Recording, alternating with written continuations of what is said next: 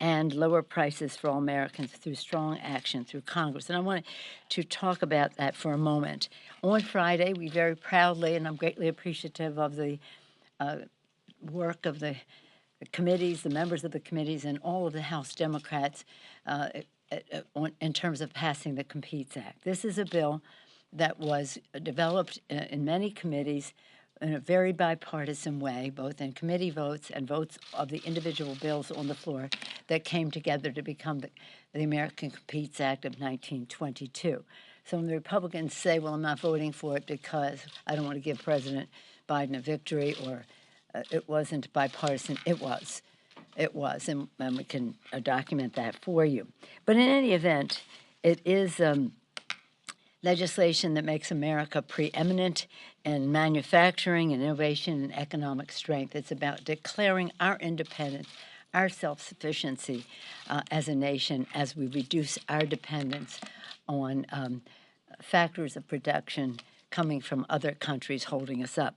The critical legislation will bolster that independence and self-sufficiency in manufacturing, while positioning us to be the leader and continue to be the leader in the 21st century.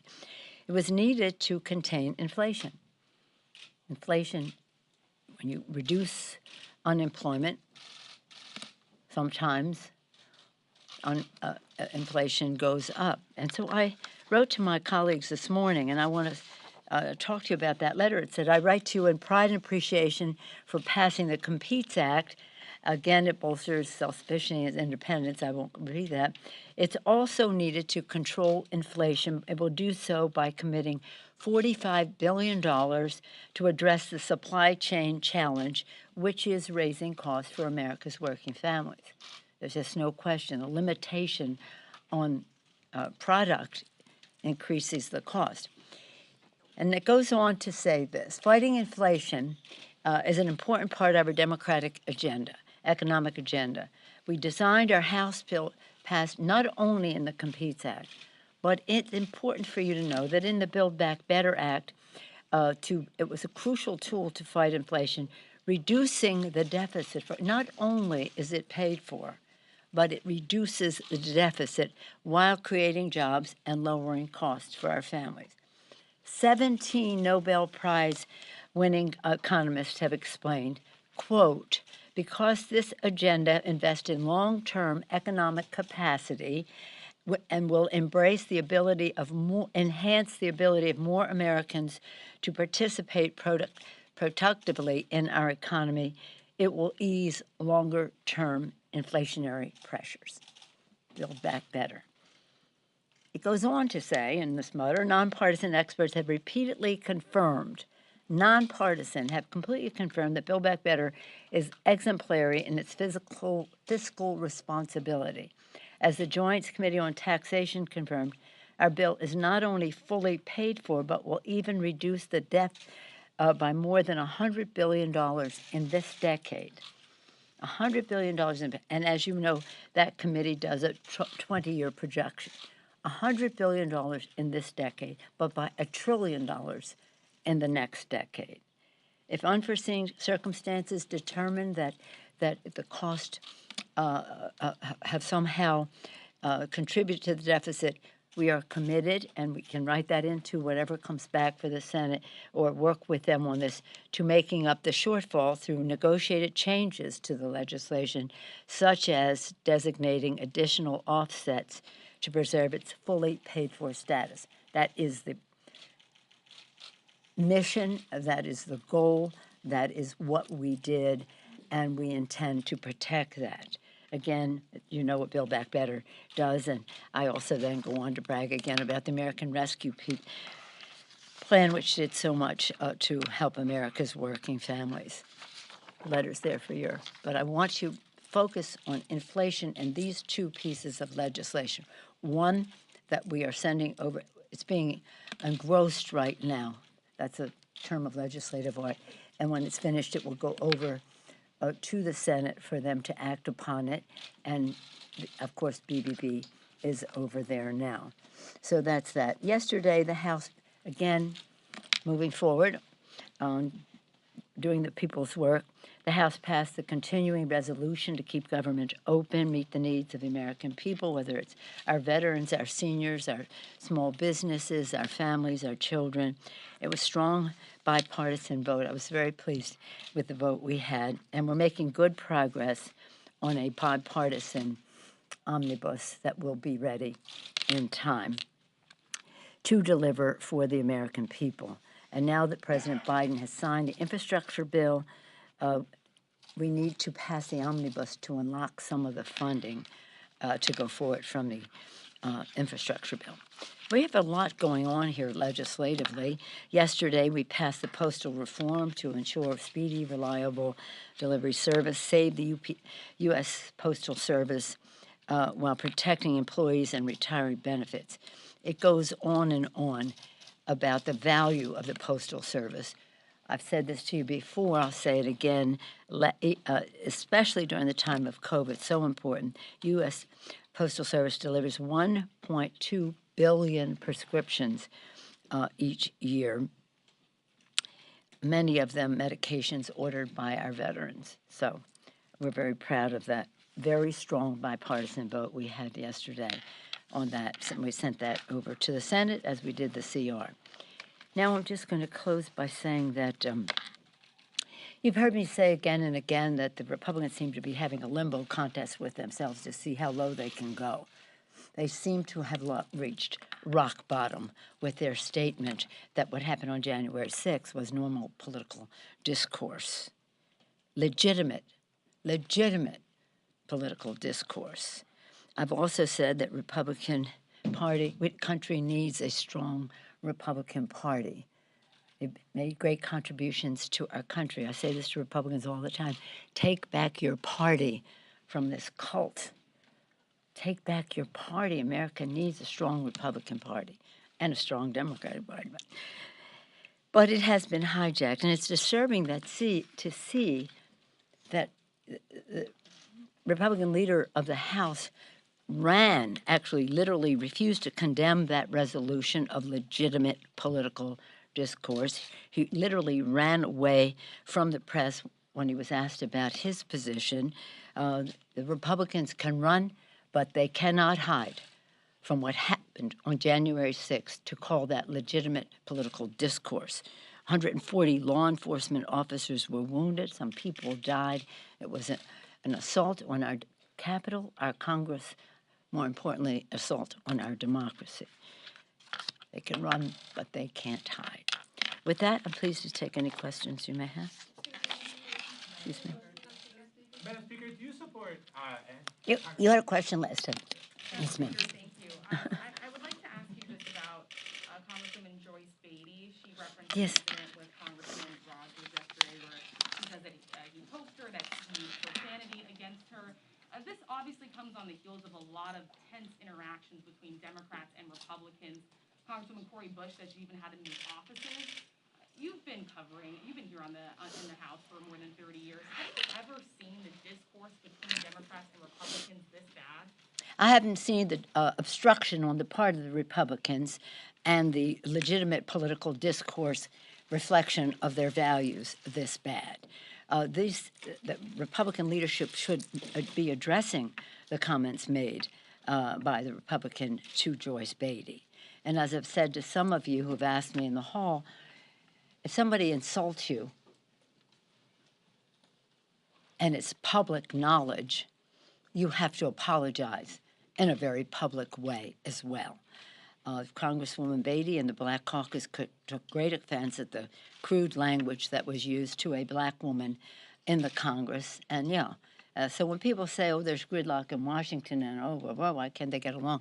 It's not gridlock. It is obstruction. It is not shared values about respect for the institution that we serve in. Yeah.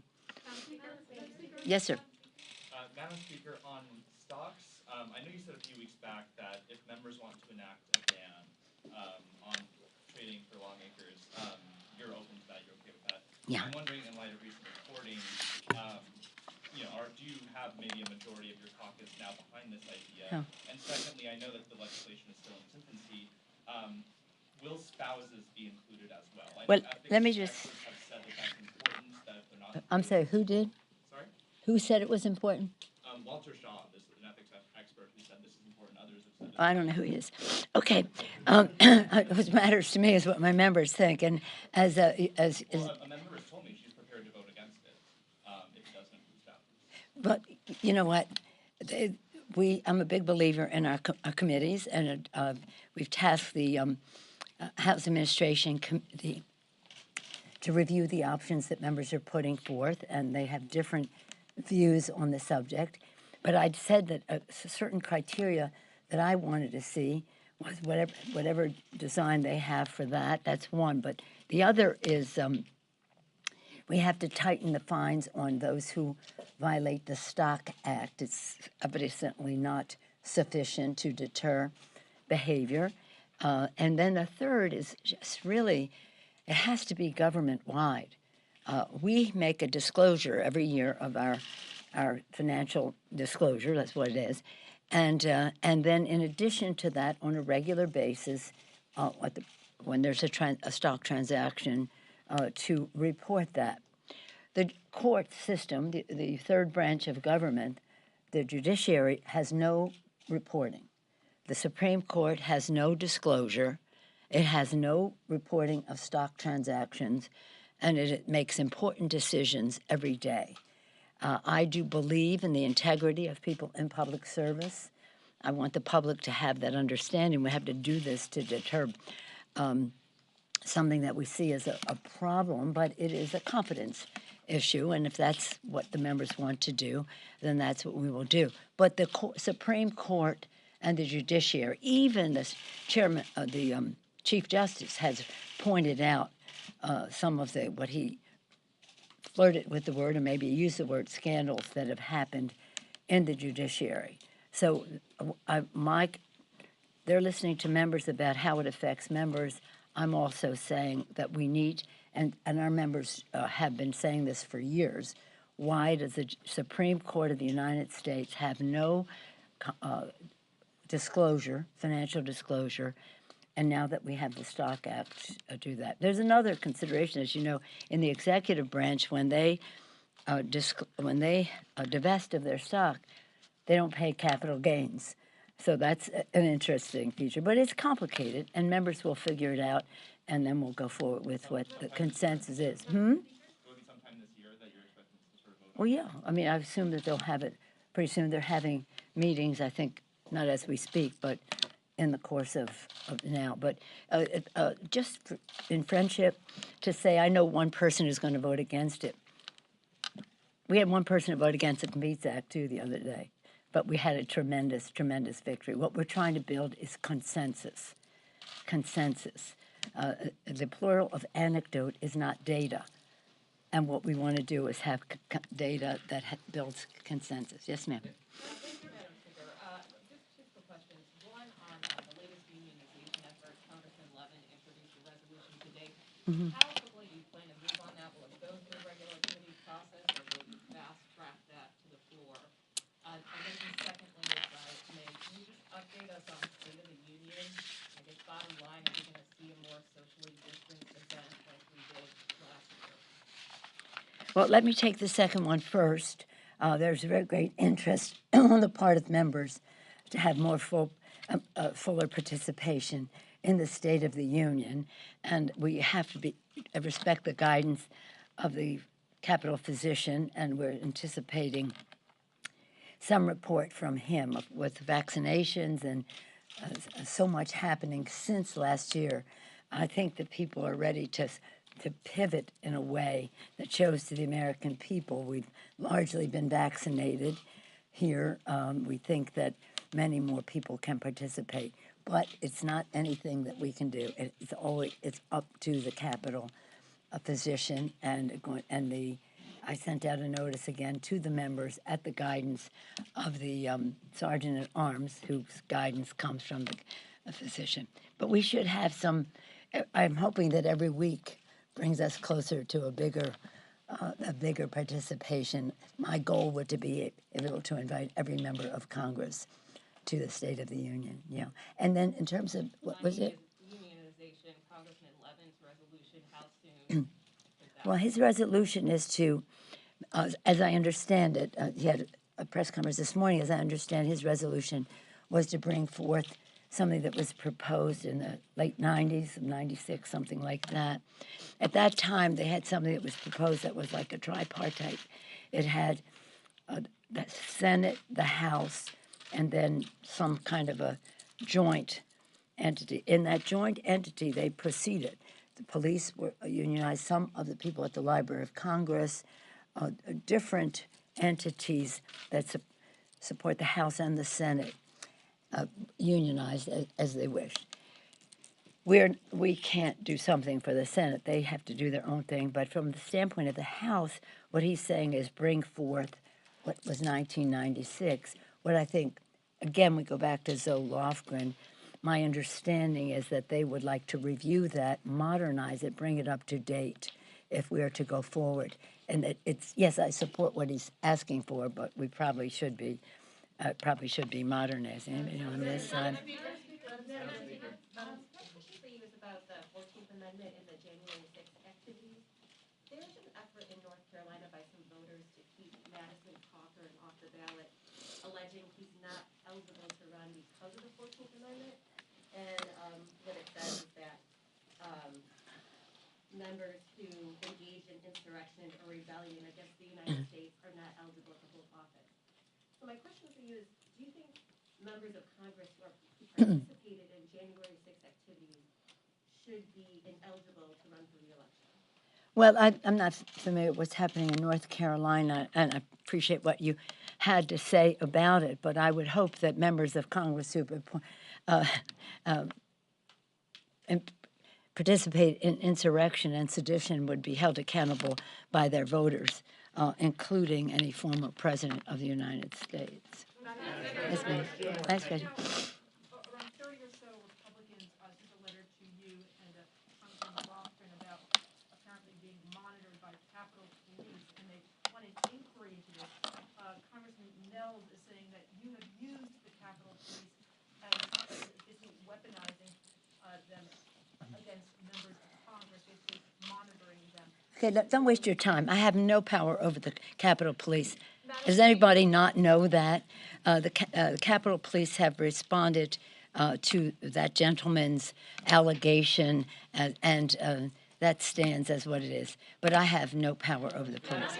Thank you all very much. Won't see you for a bit, but we'll be in touch. Thank you. On the Super Bowl?